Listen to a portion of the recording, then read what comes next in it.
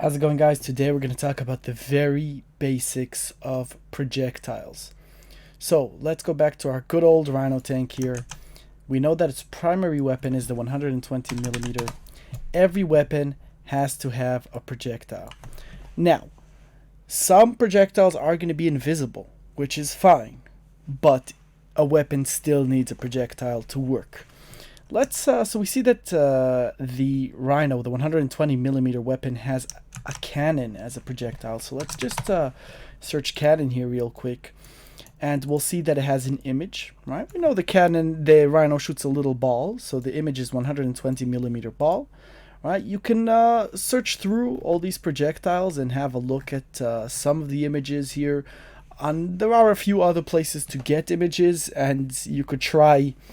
Basically, you could use almost anything as a projectile. It might work and look a little bit funky because specific code is applied to projectiles that are used, and they should be a certain size. But basically, you could put anything here as the projectile.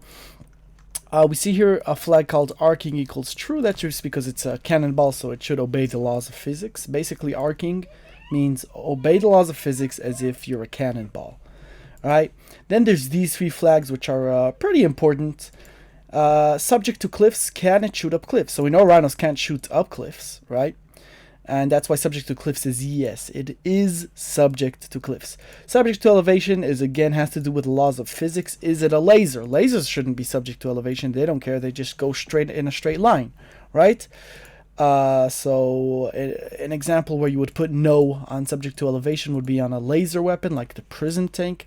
And subject to walls, can it shoot over walls, alright, or does it have to shoot through them? So we know, for example, Tesla coils, right, or prison towers, they're not subject to walls, right? They'll have a no here. And that's more or less it when it comes to it. Nothing much to test here. What we could do is, just for fun, change the image. So let's go over here, right, and just erase everything we have here. Now, I am changing cannon, and let's remember, chances are cannon is used by multiple things, right? So if I was actually doing this correctly, all right, what I would do is I would first go to the Rhino, and then I would take the Rhino tank and paste it in my file. Next thing I would do is take the name so that I know what I'm talking about, and I would put that here as well. Then I would take the primary, right, which is the 120 millimeter, and I would create a clone of this, right? So 120 clone, right? Then I would find the 120 millimeter. Right? This is always how you should work when you're modding, so that you don't change things you don't intend to change. All right, so I would go to the, okay, I would go here, 120 millimeter, find this guy, copy him, right, and create a clone of this weapon, right? So only the Rhino tank is now going to use the clone of this weapon. Then, because I want to change the cannon, I would create a cannon clone, right, for the projectile, and I would put this guy down here as well. Then I would go to the original cannon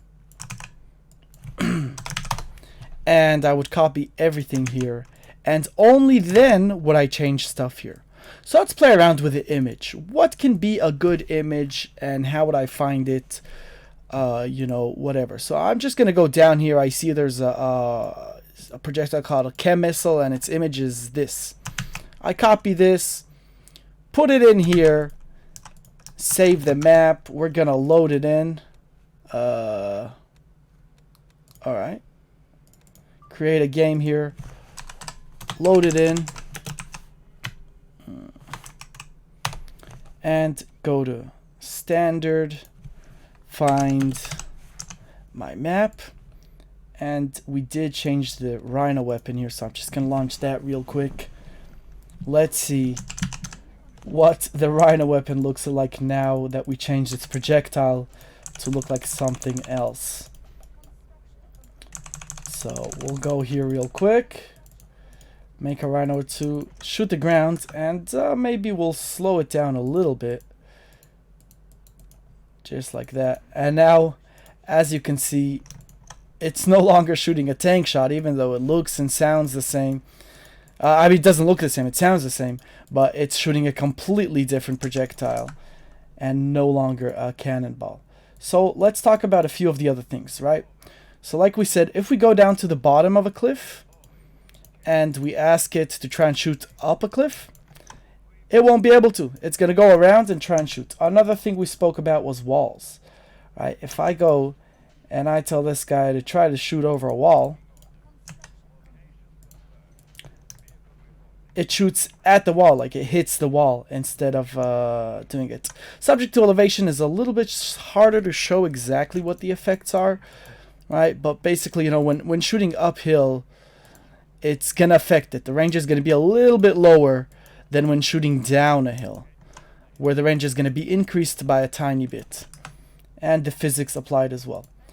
So let's just change these flags a little bit. We'll go back here and we'll say subject to cliffs, no. We'll say subject to walls, no. And again, this is harder to show, so I'm not really going to change this. And we'll save this, launch it again, and let's see what happens now when I try to shoot up cliffs or over walls. So we'll start by making a rhino or two. And we'll try to shoot up a cliff, and we'll try to shoot over a wall, and we'll see what happens.